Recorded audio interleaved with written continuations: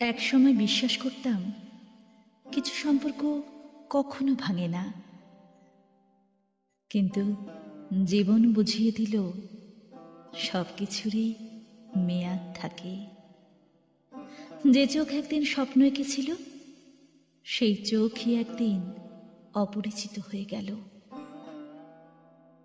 কিছু বলিনি, কিছু জিজ্ঞেসও করিনি, শুধু শিখেছি সবাই স্থায়ী হয় না।